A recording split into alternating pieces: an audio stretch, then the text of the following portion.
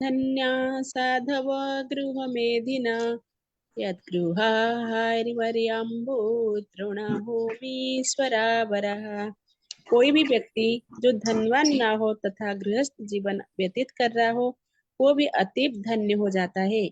जब उसके घर में साधु पुरुष उपस्थित होते हैं, गृहस्वामी तथा सेवक जो सम्मान्य अतिथियों के जल आसन तथा स्वागत सामग्री प्रदान करने में लगे रहते हैं, वो धन्य हो जाते हैं और वो घर भी धन्य हो जाता है। तात्पर्य प्रभुपाद के द्वारा। एक अच्छा थोड़ा थोड़ा पढ़ेंगे मतलब। तो बड़ा ही सुंदर सा श्लोक है। इसमें पृथु महाराज कह रहे हैं, जो व्यक्ति अधिक धनी नहीं होता है ना, और जो बहुत ज्यादा अपने परिवार से आसक्त नहीं होता, वह बहुत ही ज्यादा रिस्पेक्टेबल बन जाता है, आदरणीय बन जाता है जब साधु पुरुष उस व्यक्ति के घर में पधारते हैं। क्या कहा गया है, इसीलिए पता रहना चाहिए, अधिक धन प्राप्त करना हमारे आध्यात्मिक जीवन के लिए सुख की बात नहीं है। यहाँ पर क्लियरली कहा जा रहा है कि ऐसा व्यक्ति जिसके पास ज्यादा धन नहीं होता, ज्यादा धनवान नहीं, तथा गृहस्थ जीवन व्यतीत कर रहा हो, वह भी अति अतीव धन्य हो जाता है। वह भी भले ही वह देखिए साधु साधु होता है, कभी भी साधु जब किसी को कहा जाता है तो वह हम सोचते हैं कि गेरुआ वस्त्र में व्यक्ति होना चाहिए, परंतु यह गेरुए वस्त्र का व्यक्ति को कहा जाता है साधु, पर जो घर में रहते हैं उन्हें भी कहा जाता है गृहस्थ ब्रह्मचारी, नाम हो सकता है। यदि कोई व्यक्ति गृहस्थ आश्रम में रहते हुए शास्त्रों के अनुसार अपनी भक्ति में लगा हुआ है, ज्यादा इंद्र तृप्ति में नहीं है, बहुत अधिक धनवान नहीं है, बहुत ही ज्यादा वह अपनी इंद्र तृप्ति में नहीं लगा है, परिवार से बहुत ज्यादा आसक्त नहीं है, तो उसे गृहस्थ ब्रह्मचारी, यह शब्द है शास्त्रों में आता है, वह कहा जा सकता है। और पृथु महाराज इस बात को कह रहे हैं कि ऐसा व्यक्ति जो ज्यादा धनवान नहीं हो और गृहस्थ जीवन भी व्यतीत क्यों ना कर रहा हो, वह बहुत ही आदरणीय हो जाता है। क्यों? जब उसके घर साधु पुरुष उपस्थित हो जाते हैं तो वह अति महिमामान हो जाता है। गृह स्वामी तथा सेवक जो सामान्य अतिथियों को जल आसन तथा स्वागत सामग्री प्रदान करने में लगे रहते हैं, वे धन्य हो जाते। यह हम जैसे गृहस्थों के लिए भगवान उपदेश दे रहे, आदेश दे रहे कि जब हम गृहस्थ जीवन में जीते हैं तो गृहस्थ जीवन में सिर्फ परिवार का पालन पोषण करना, अपनी इंद्र तृप्ति करना नहीं होता है, जिसमें हम लगे क्या करें, घर है ना, परिवार है ना, सबका ख्याल रखना है ना। गृहस्थ बने हो तो सिर्फ अपना, अपने परिवार का नहीं, आपके आसपास में आपका जो पूरा समाज है उनके प्रति अपना कर्तव्य होता है। आज तो हम शहरों में रहते हैं, नहीं तो शास्त्रों में बताया जाता है जो गृहस्थ होते हैं उन्हें अन्न ग्रहण करने से पहले अपने घर के बाहर आकर या चौराहे पे जाकर 3 बार बोलना चाहिए, कोई भूखा है भोजन ले लीजिए, कोई भूखा है भोजन ले लीजिए। उनको देने के पश्चात फिर अन्न ग्रहण करना चाहिए। पर हम क्या करते हैं, सबसे पहले खुद ही खाने बैठ जाते हैं। आजकल तो किचन में ही खाना शुरू कर देते, बना नहीं कि तुरंत खाना शुरू कर देते। तो यह जो चीजें हैं इसकी वजह से ही हमारा गृहस्थ आश्रम में इतनी तकलीफ है। सीधी सीधी तरीके से बताया जा रहा है, जो भी गृह स्वामी तथा सेवक होते हैं जो सामान्य अतिथियों को जल देते हैं, जब भी कोई अतिथि, सामान्य अतिथियां, यहाँ तो साधुओं की बात ही नहीं हो रही, कोई भी सामान्य अतिथि आता है तो उसको जल प्रदान करना, बैठने के लिए एक स्थान प्रदान करना तथा स्वागत सामग्री प्रदान करना। अगर कोई व्यक्ति यह सब चीजें उसे प्रदान करता है, वे धन्य हो जाते हैं और वह घर भी धन्य। कितनी सुंदर बात, हम कह सकते हैं अरे साधु आएगा किसी को स्वागत नहीं किया, पर सामान्य अतिथि अगर कोई आता है तो उनको घर के अंदर लीजिए, बड़े प्रेम से बैठने का स्थान दीजिए, जल अर्पण कीजिए और स्वागत सामग्री दीजिए।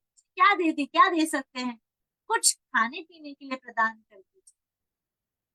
यह चीज यदि हम देते हैं उनको, यह हमारा कर्तव्य बनता है। इससे क्या होता है, यह घर तथा हम धन्य हो जाते हैं।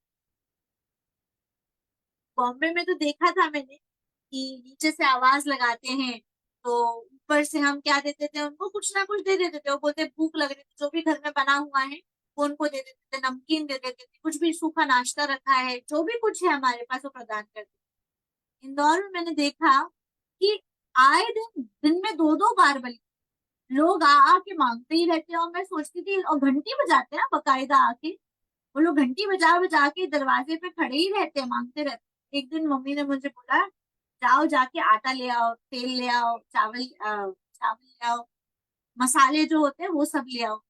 मैं सोची नीचे क्यों मंगा रही हूँ, बार बार पूछ क्या बनाना है क्या बनाना है। तो उन्होंने कहा अरे वो मांगने वाले आए हैं उनको देना है। और बाहर जाके मैंने जब देखा उनको, तो कोई वो भिखारी लोग नहीं थे। जो स्त्रियां थी वो कोई गरीब ऐसी स्त्रियां नहीं थी जो कि भीख मांगने आ गई। हाँ, वो गरीब परिवार से लोग थे, परंतु वो अच्छे लग रहे थे। मतलब अपने वस्त्रों से, बॉम्बे में जैसे कि भिखारी पड़े रहते हैं वैसे तो मैंने नहीं देखा हूँ। ये अच्छे से, बहुत अच्छे गरीब परिवार से लोग थे जो आके, वो लोग पैसा नहीं मांग रहे। बच्चे आए हैं, वो भी पैसा नहीं मांग रहे। वो क्या मांग रहे, कुछ भी अनाज दे दो। और वो रुके रहते हैं। बच्चा भी था उनके साथ, तो उस बच्चे को बिठा के अच्छे से खाना खिलाया। जो भी कुछ घर में बना हुआ था उसने बोला बच्चे को खिला दो, बच्चे को भोजन करवाया अच्छे से। मैं ये देख के बड़ी सरप्राइज हो गई, क्योंकि आप सभी तो बड़े, मतलब कि आप सभी हैं तो आप सभी जानते ही ये होता है। पर जो नव युवक पीढ़ी है जो कि शहरों में रहती है, हमें इतना बोध नहीं होता है, इतना ज्ञान नहीं होता है किस तरीके से। गाँव में हम सबने देखा होगा ऐसा चीजें होती। पर जब मैंने इंदौर में यह सब चीजें देखी तो मेरे को बहुत अच्छा लगा कि आप देखिए, मैं सुन रही थी कि यह जो राहु और केतु होते हैं ना, किसी के घर ग्रह में राहु बैठ जाते हैं, आके केतु आके बैठ जाते हैं।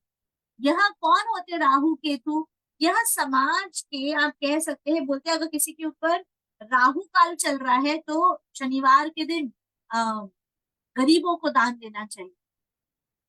केतु है तो जो मलेच्छ होते हैं, यह मलेच्छों को दान देना चाहिए। क्यों, क्योंकि राहु केतु गरीब तथा मलेच्छ होते हैं, तो उनको दान देने से राहु केतु शांत होते हैं। अब हम सोचे कि माता जी मंदिर में तो हम दान देते हैं, बिल्कुल बहुत अच्छा है, परंतु अगर ऐसा है तो इसको कृष्ण भावनामृत से कैसे जोड़े। कोई ना कोई भक्त ऐसे होते हैं जो कि गरीब होते हैं, आपको उनको उनकी जरूरत के अनुसार दान दे देना, उनकी सहायता कर देनी। कोई ना कोई ऐसे भक्त होते हैं जो कि निम्न जाति के होते हैं, उनको आपको दान करना चाहिए। तो यह इसीलिए बताया जा रहा है कि हम समझ पाए कि एक व्यक्ति, एक अतिथि जब वो घर में आते हैं, एक सामान्य सा अतिथि भी जब वो घर में आ जाता है, तो उसके आने का क्या महिमा है, कितना लाभ होता है उस व्यक्ति के आने। और यह चीज यदि हम समझ जाते हैं तो हम उनका स्वागत कैसे करना है, सत्कार कैसे करना है, कर सकते। यह कभी भाव नहीं रखना चाहिए मेरा घर छोटा है, हाँ मेरा घर इतना बड़ा है, इस स्थान पे ऐसे लोगों को बिठाऊं। नहीं, जहां भी आपको उपयुक्त स्थान लगे, ठीक स्थान दिखे, उनको बुलाइए, आप बिठाइए। इसीलिए कहा जाता है जो हमारे घर में नौकर भी होते हैं वो भी हमें कुछ ना कुछ देते रहना चाहिए। यह तो घरों में देखा ही जाता है कि जो भी कुछ बनता है उसका एक हिस्सा उनको प्रदान कर दिया जाता है। जो भोजन बन रहा है उनको दिखना ही, तो उनकी नजर पड़ी रहती है, नजर लगी रहती है कि क्या खा रहे हैं, अब ये क्या बन रहा है, अब ऐसा दिया वैसा बना, उनको भी प्रदान कर दिया जाए तो वो लोग संतुष्ट होते हैं। ज्यादा कुछ नहीं होता है। यह सब इसी में बताया जा रहा है, इससे हम धन्य होते हैं तथा यह घर जिसमें हम रह रहे होते हैं वह धन्य। श्रील प्रभुपाद और तात्पर्य के रूप में हमें समझा रहे हैं। आइए उसको पढ़ते हैं। ठीक है, लीला माता जी प्लीज पैरा। तात्पर्य प्रभुपाद के द्वारा। यदि कोई मनुष्य अधिक धनी नहीं होता तो वो गौरवशाली नहीं कहलाता। इसी प्रकार यदि कोई व्यक्ति पारिवारिक जीवन के प्रति अधिक आसक्त होता है तो वो भी आध्यात्मिक दृष्टि से धन्य नहीं है।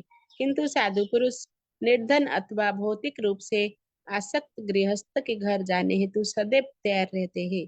जब ऐसा होता है तो घर का स्वामी तथा उसके सेवक धन्य हो जाते हैं, क्योंकि वो साधु पुरुष के चरण प्रक्षालन के लिए जल प्रदान करते हैं, उन्हें आसन देते हैं और उनके स्वागत की अन्य वस्तुएं देते हैं। निष्कर्ष यह है कि यदि कोई साधु पुरुष किसी साधारण व्यक्ति के भी घर जाता है तो उसके आशीर्वाद से वो व्यक्ति धन्य हो जाता है। अतः ये वैदिक पद्धति है कि आशीर्वाद लेने हेतु गृहस्थ द्वारा किसी साधु पुरुष को आमंत्रित किया जाता है। ये पद्धति आज भी भारत में प्रचलित है। अतः साधु पुरुष जहाँ कहीं भी जाते हैं, गृहस्थ उनका सत्कार करते हैं और बदले में उनसे दिव्य ज्ञान प्राप्त करते हैं। अतः सन्यासी का कर्तव्य है कि गृहस्थ पर अनुग्रह करने हेतु भ्रमण करते हैं, क्योंकि वो आध्यात्मिक जीवन के मूल्य को प्रति प्राय अनजान होते हैं। यहाँ यह बहुत ही तक बस बहुत ही सुंदर तात्पर्य दिया गया है। तो प्रभुपाद बता रहे हैं कि भौतिक रूप से यदि कोई व्यक्ति धनवान नहीं है तो उसे महान नहीं समझा जाता, उसे धन्य नहीं माना जाता। परंतु इसी प्रकार यदि कोई व्यक्ति पारिवारिक जीवन से बहुत ज्यादा आसक्ति रहता है, बहुत ज्यादा परिवार परिवार परिवार करता रहता है, तो वो धन्य नहीं होता है, क्योंकि उसने अपनी पूरी की पूरी मेहनत क्या है पैसे कमाने में और परिवार से आसक्ति में लगा दी है।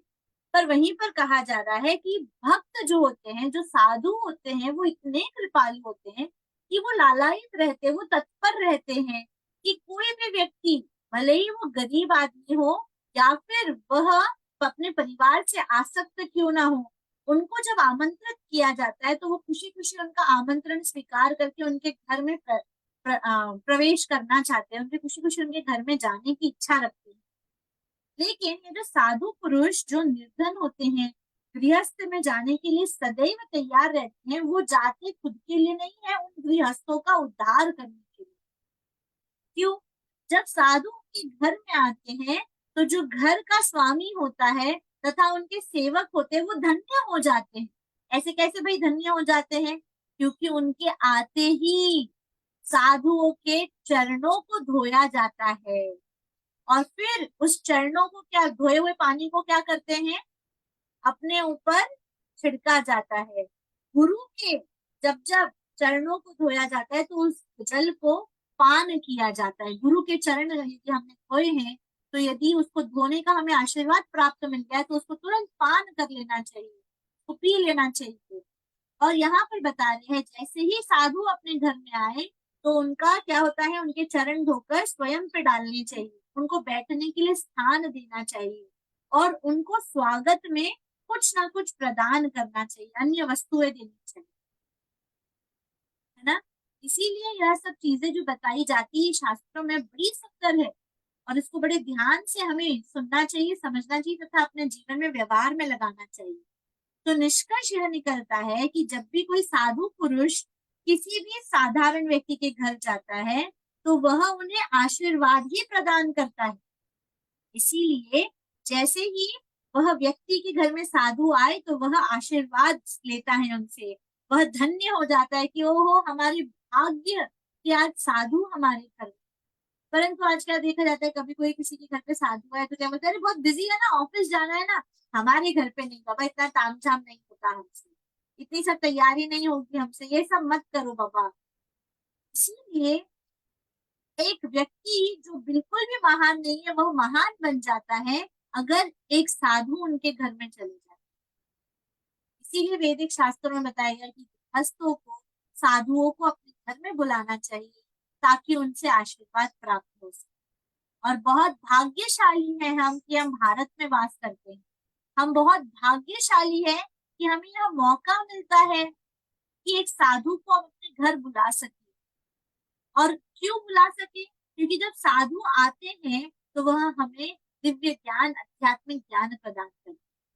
यह एक साधु का, एक सन्यासी का कर्तव्य बनता है कि वह गृहस्थों के घर जाए और उन्हें आध्यात्मिक ज्ञान दे। क्यों? उन्हें कहा ही जाता है, सन्यासी का अर्थ ही होता है जो व्यक्ति एक स्थान पे स्थिर नहीं है, जो एक से दूसरे, दूसरे से तीसरे स्थानों पे विचरण करते रहते हैं। इसका कारण क्या है? सिर्फ और सिर्फ गृहस्थों के ऊपर कृपा प्रदान करते। जिन गृहस्थों को आध्यात्मिक जीवन के लाभ, मूल्य के बारे में ज्ञान नहीं है, उन्हें ज्ञान प्रदान करने के लिए साधुओं का कर्तव्य बनता है कि वे ऐसे लोगों के घर जाए। और हम भारत में अनेकों लोग जगहों पर यह देख पाते हैं कि इतने हृदय में सीधे लोग होते हैं, इतने हृदय से शुद्ध लोग होते हैं कि वे ऐसे साधुओं को अपने घर में बुलाते हैं, बुलाकर उनका चरण धोते हैं।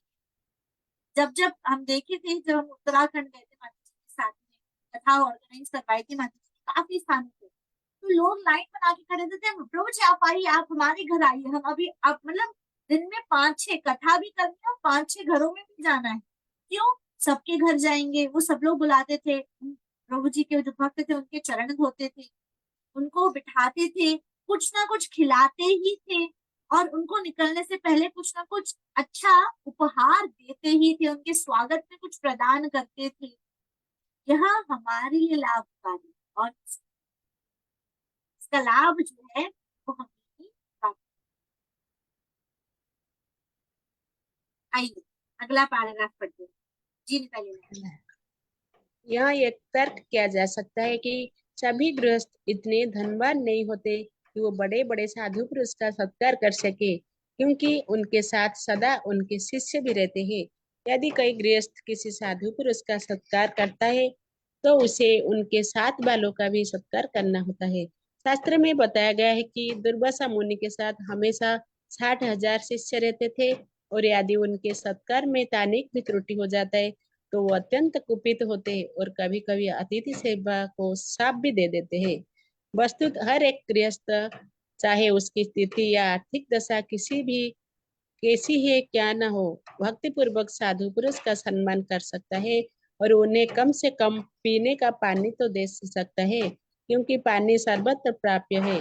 भारतवर्ष की प्रथा है कि यदि अचानक कोई सामान्य व्यक्ति भी आ जाए तो यदि गृहस्थ उसे भोजन नहीं दे सके तो पीने हेतु जल तो देना चाहिए। यदि जल भी ना हो तो बैठने को आसन या चटाई दे दी। यदि चटाई भी ना हो तो भूमि को झाड़कर उसी पर बिठाए।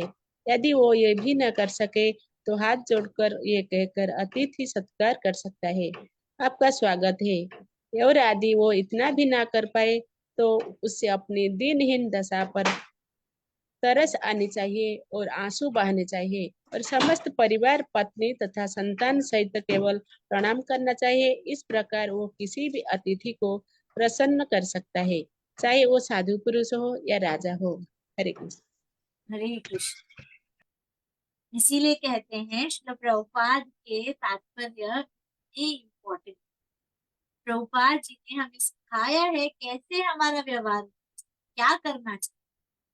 बड़े सुंदर रूप से कह रहे हैं श्री प्रभुपाद कि कोई व्यक्ति यह कह सकता है कि मैं बहुत गरीब हूँ भैया, मेरे पास पैसा नहीं है, मैं कैसे साधुओं का सत्कार करूं, स्वागत करूं, उनको बुलाऊं, क्योंकि साधु अकेले तो आते नहीं है, जो प्रचारक होते हैं वो अकेले तो आते नहीं, उनके साथ भक्त भी आते हैं। तो इतने सारे लोगों का आर्थिक रूप से मैं भार नहीं उठा पाऊंगा। परंतु यदि कोई व्यक्ति गृहस्थ है तो उसे सदैव तैयार रहना चाहिए सेवा के लिए, एक साधु को स्वागत करने के लिए। किस तरीके से, ये देखिए बता रहे हैं, क्योंकि अतिथि प्रदान, तो उसे उनके साथ वालों का भी सत्कार करना चाहिए, क्योंकि यह साधु पुरुषों के साथ आते हैं। शास्त्रों में बताया गया है, दुर्वासा मुनि का एग्जाम्पल, दुर्वासा मुनि सदैव अपने साथ में 60,000 शिष्यों को लेकर चलते थे। दुर्वासा मुनि को बुलाना मतलब 60,000 लोगों को बुलाना अपने पास। और अगर उनकी सेवा में थोड़ी सी भी त्रुटि हो गई, उनके स्वागत में थोड़ी सी भी कमी रह गई, तो वो बहुत क्रोधित हो जाते थे और सीधा उनको श्राप दे देते थे। तो यह बात सत्य है कि हर व्यक्ति के पास इतना धन नहीं होता है, तो हमें अपने आर्थिक परिस्थिति के अनुसार उनका स्वागत करना चाहिए। कम से कम हम उनको बड़े प्रेम से, बड़े भक्ति भाव से बुला तो सकते हैं। कम से कम हम पानी तो उनको प्रदान कर सकते हैं, क्योंकि पानी तो सब स्थानों में उपस्थित है। भारत में यह एक रीत है कि अगर साधारण सा व्यक्ति भी आता है तो उसे पानी का ग्लास दिया जाता है। अगर कोई सडनली आ जाता है, एकदम से अकस्मात आ जाता है कोई व्यक्ति, तो भी उन्हें बिठाकर पानी का ग्लास तो दे ही सकते हैं। अगर खाना पीना नहीं खिला सकते तो भी पानी तो प्रदान कर ही सकते हैं ना। मान लो अगर पानी नहीं है तो उन्हें बैठने का स्थान तो प्रदान कीजिए, भले ही वो सिर्फ पूषा घास पे क्यों ना हो। उन्हें बैठने के लिए कोई चटाई प्रदान कर दी जाए तो भी चलेगा।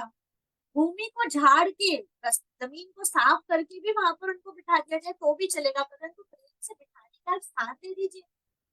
और मान लो आपके पास में चटाई भी ना हो, तो जैसे कि हमें बताया, सबसे पहले तो उनको भक्ति भाव से बुलाइए, स्वागत कीजिए, उनको बिठाइए, पानी प्रदान कीजिए। अगर पानी भी नहीं है तो कम से कम उन्हें चटाई दे दीजिए और बैठने का स्थान दीजिए। अगर चटाई भी नहीं तो जमीन को साफ करके जमीन पे बिठा दीजिए, ठीक है।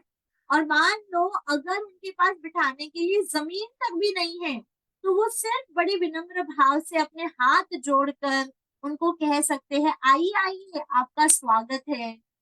और अगर कोई इतना भी नहीं कह सकता, अरे आइए आइए आपका स्वागत है, तो उसे बड़ा ही दुखी होना चाहिए कि उसकी परिस्थिति इतनी अभागी है कि वो हाथ जोड़ के स्वागत भी नहीं कर पा रहा है, अपने मुख से यह भी नहीं कह पा रहा है कि आइए आइए आपका स्वागत है।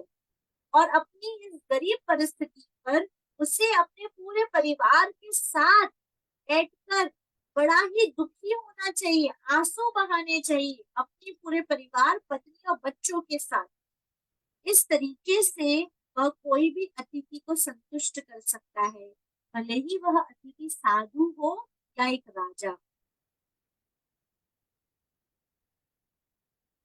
यह है महिमा एक साधु को स्वागत करना। यह है महिमा एक साधु को अपने घर में आमंत्रित करना। समझ आ रहा है आप सभी को? अगली बार कभी भी किसी भी भक्त को अपने घर में बुलाए तो यह चीज ध्यान रखें। हम क्योंकि भक्ति से जुड़े वैष्णव आते हैं, तो वैष्णवों का स्वागत कैसे करना चाहिए हम देखते हैं। आजकल क्या करते हैं लोग, पैर पड़ते हैं। पैर कैसे पड़ते हैं? पैर नहीं, घुटने पड़ते हैं। ऐसे हल्का सा झुक लेते हैं, ऐसे ऐसे। हमें पूरा प्रणाम करना चाहिए। आते ही जैसे ही वो प्रवेश करते हैं, अगर किसी की तबीयत खराब है, घुटनों में तकलीफ है, कमर में तकलीफ है, तो बात अलग है, पर फिर भी हमें खड़े होकर तो पूरा हाथ जोड़कर स्वागत तो कर सकते हैं, आइए आइए आइए आपका स्वागत है। और यदि हमारा शरीर स्वस्थ है तो हमें अच्छी तरह से उनके आदमी को प्रणाम करना चाहिए, उनको जल प्रदान करना चाहिए, बैठने का एक स्थान देना चाहिए, उनके स्वागत में कुछ उपहार देना। इससे लाभ हमारा है, लाभ किसी और का नहीं, लाभ हमारा ही है। हम हर चीज बोलते हैं ना, अरे इतना खर्चा क्यों करे भाई, इतना मेहनत से पैसा कमाए हो, अरे इतना मेहनत से पैसा कमाए हो, कहीं नहीं काम आएगा। जब भक्त का स्वागत नहीं कर पाए, एक साधु का, एक अतिथि का स्वागत नहीं कर पाए, तो कुछ भी आपका उद्धार। तो श्री प्रभुपाद के इसीलिए तात्पर्य जो है हमारे लिए इतने मुख्य है, इतने इम्पोर्टेंट है। दिस इज, ठीक है। ग्रंथराज श्रीमद् भागवतम की जय। जगत गुरु श्रील प्रभुपाद की जय। श्री कृष्ण। किसी का कोई प्रश्न है तो आप जब तक प्रश्न आए। आज के समय में तो यदि किसी को दो ना, तो एक नियम ही बना लेते हैं, रोज ही चले आते हैं, रोज ही चले आते हैं। सच बात है। अच्छे अच्छे आदमियों से, मतलब साधु संतों की तो चलो अभी समझ में आती है कि साधु संत तो भाई उसी पर आधारित रहते हैं, जो प्रसाद में मिलता है उसी पर अपना जीवन चलाते हैं। अच्छे अच्छे लोग भी चल देते हैं, उठा करके काम ही नहीं होता है। अपने आप को ही मतलब शर्म आती है, और शास्त्रों में लिखा है कि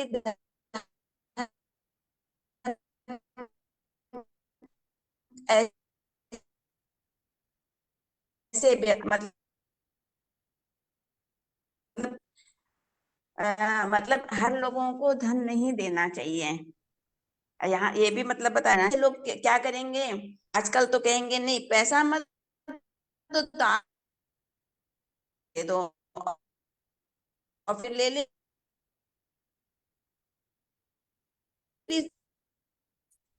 तो हम अंजू माता जी, आप ना कैमरा बंद करके बोलिए, आपकी आवाज कट गई, आपकी आवाज सुनाई नहीं। वापस बोलिए।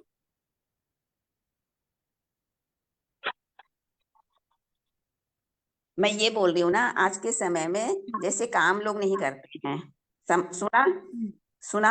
हाँ सुनाई दे। और हाँ हाँ। हाँ, हाँ, और ना वो पीछे ही पड़ जाते हैं कि मुझे आटा दे दो, तेल दे दो, दाल दे दो, और फिर वो फिर दिखाएंगे कि इस दुकान से दे दो, फिर जाकर उसी दुकान पे वो वापस बेच देते हैं। तो उसके लिए हम लोग को क्या करना चाहिए?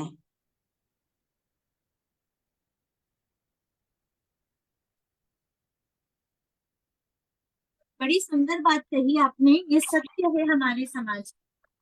मीरा रोड में भी हमें देखते हैं, सुबह में कभी भी जाओ तो इधर उधर वो लोग मांगते हैं, और उनको पता है जनता पैसे नहीं देती है, तो वो लोग क्या करते हैं, सीधा बोलते हैं कुछ भी दिला दो दिला दो। और दिलाने जाओ, अगर चावल दिलाने जाओ तो वो लोग भी पीछे पड़ा है, थोड़ा आटा भी दिला दो, तेल भी दिला दो, ये भी दिला दो, वो भी दिला दो। और यह भी सुना जाता है कि वो लोग जाके उन चीजों को बेच देते हैं। नहीं, सत्य है, देख मतलब सुना नहीं जाता है ऐसा, मतलब देख तुरंत ही जैसे मुड़ेंगे ना उसी दुकान पे दे देंगे, जिसके दुकान से खरीदे हैं उसी दुकान पे दे देते हैं, फिर उससे वो वापस धन अर्जित कर लेते हैं। तो ऐसे समय पर हमें पता रहना चाहिए दान किसको देना है। यही तो समस्या आ जाती है कि मना भी मत करो। नहीं नहीं, म- हमें मना करना है, ऐसा नहीं है मना नहीं करो, ऐसा नहीं लिखा गया। स्वागत सत्कार हमारी इच्छा के अनुसार करना है, हम लुटा नहीं सकते। और हम जब जानते हैं व्यक्ति का स्वभाव ऐसा है, तो हमें इसमें थोड़ा सा स्मार्ट होना जरूरी है, वेरी इंपॉर्टेंट। हम बड़ी चतुराई के साथ यह करें। हमारे घर में जो प्रवेश कर रहे हैं, उनके लिए कहा गया है अतिथियों को कैसे सत्कार करें, है ना मंजू माता जी। हाँ हाँ हाँ, ठीक है बेटा। तो जो हमारे घर पे आते हैं, ये उनके लिए कहा गया है। जैसे कि हमने किसी को बुलाया है, साधु को बुलाया है, ये उनके लिए कहा गया है, इस तरीके से उनको साधु को बुलाइए, सत्कार कीजिए। अब दान करने बैठे तो पूरा गांव आ जाएगा, और हमारी हैसियत नहीं है भाई पूरे गांव को दान करने की। जितनी क्षमता है उनको हाथ जोड़ के बड़ी विनम्रता से कह देना चाहिए, हमने हमारी क्षमता अनुसार दे दिया, और हमारी क्षमता नहीं है, वहां से उस स्थान को छोड़ के निकल जाए।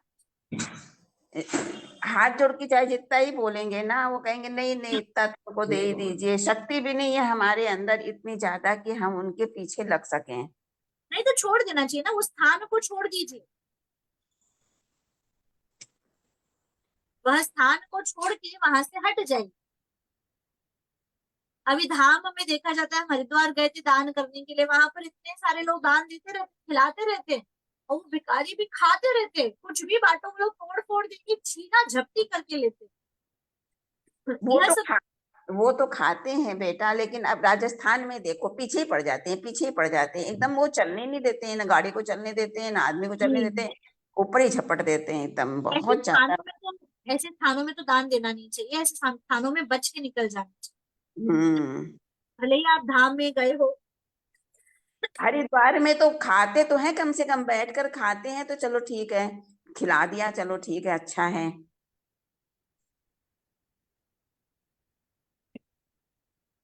ऐसे स्थानों में दान ही नहीं देना चाहिए। आपको यहाँ पर स्पष्ट रूप बताया जा रहा है, जब कोई हमारे घर पे आता है तब की बात है ये। हाँ वो तो सही है, लेकिन मतलब जो मतलब मेरे मन में भाव था वो मैंने प्रकट किया। बिल्कुल सही कहा आपने, बिल्कुल सही बात कही है, यह हमारे समाज का सत्य है। इसलिए प्रभुपाद स्वयं बड़े प्रैक्टिकल थे, उन्होंने जब भी हमें कोई चीज बताई तो बड़ी प्रैक्टिकली उन्होंने यह चीजें हमें समझाई, और उसी प्रकार से हमें इन चीजों को एक्सेप्ट करके समझदारी के साथ ही दान देना चाहिए। क्योंकि गलत पात्र को दान दे दिया। मैं बहुत इमोशनल हो जाती थी, मैं स्वयं भी बता रही हूँ, आप सत्य कह रही हूँ। मैं जब भी कोई रास्ते में बड़ा शास्त्र पढ़ते हैं, सुनते हैं, तो बड़ा दान की इच्छा होती, कोई भी गरीब मांगता, नहीं नहीं नहीं मैं पैसे नहीं दूंगी, मैं कुछ खरीद के दूंगी। और वो खरीदने जब जाओ तो वो तो पीछे पड़े, पूरा दुकान इनको दिला दो। और ऐसा हाँ। नहीं कि एक, 4, 5, 6 कई लोग पीछे पीछे आ जाते। इसीलिए हमें बहुत केयरफुल रहना चाहिए, इमोशनल होना चाहिए इस समय पर। यह सब चीजों में बड़ी स्मार्टनेस के साथ हमें इन्वॉल्व, ठीक है। ठीक है, हरे कृष्णा। हरे कृष्णा। मिलन माता जी लाइव दिखा रही है, उनका ब्लड टेस्ट हो रहा है। हरे कृष्णा। Take care. ग्रंथराज श्रीमद् भागवतम की जय। जगत गुरु श्रील प्रभुपाद की जय। जय। हरे कृष्ण।